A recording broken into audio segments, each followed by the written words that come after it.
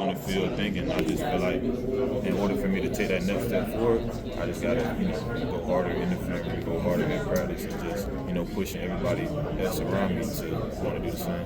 And as one of the main leaders on this Louisville defense, what is the mentality you're trying to instill in this overall unit as you guys head into 2025? Just being a tough physical team that, gonna get to that ball, and I feel like, if we do that and we stay together and, we make plays, that's the mindset we have. Like, we're gonna get to the ball, we're gonna be physical, and we're not gonna let nobody out here.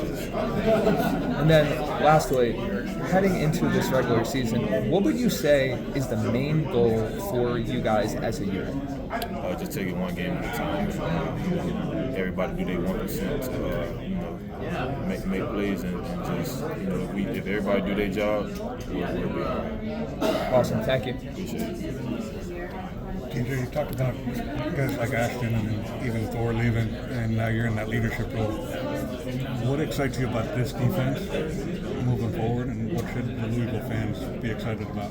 Like I said earlier, we just have like a lot of guys that just under the radar and might not have as much like attention as we have before. And I just feel like that just makes you more hungrier because you want to be like one of those guys that everybody knows. And I feel like come by the end of the season, like we gonna have a lot of those guys that had a chance to make some noise come to the end of the season. Who's one of those guys on the defense that has that kind of dog mentality that people are going to be talking about? I say Stanquan Clark, AJ Green. I hope really just everybody, like the guys that we have returning, the guys who coming in. Like I feel like the coaching staff is real selective of who they want to be on our team, and everybody has to have that same mindset to want to do the best they can. Who's that guy on the offense that you're going to have to bring your A game with every rep in practice? Our O-line is tough.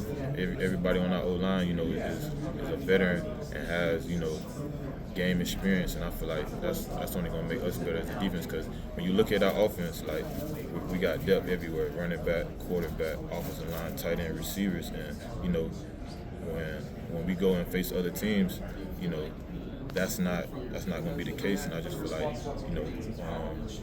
going against them every day is going to make us better. Appreciate it. Hey TJ, last year you guys were right on the cusp on so many of those games. How do you, after winning 9 games but losing those close ones, what can be done during the off season, I guess, to prepare you to when you're in a close game like that, to turn those into W's? Just putting ourselves in them situations during the off season to when you're tired, when you're mentally just in your head, like putting us in those situations. So like when we're in those situations in the game, we've been through it, so we know how to get through it. So I just feel like just looking back and just seeing like what those mistakes was and what we did, so we don't have to do it again, and we won't do it again. As one of the leaders, obviously on the defense, what can you do, I guess, to increase your impact leadership-wise, both on and off the field this year? Just being more vocal. I feel like that's just something that all my coaches have been pushing me to do, and they know, if as far as I take it, that's as far as the defense will go, because the defense runs through me, runs through the linebackers, and that's just something I just know, like if I do that, then I'll be putting my team in the best position to be able to win. When you're talking with Coach Ivey, what does he say he wants to see more of you? Is that pretty much what he wants, or? He just wants me to play every play with relentless effort and don't leave nothing on the table. That's what he tells me, and like I said, like in previous years I haven't been as great like with my communication skills as I've been this year, and I've been working on that all season.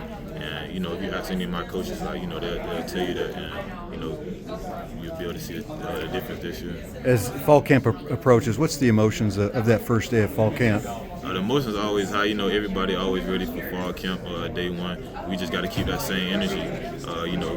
Day 15, and that's gonna come because everybody's ready for this season, and Appreciate it, TJ. Appreciate it.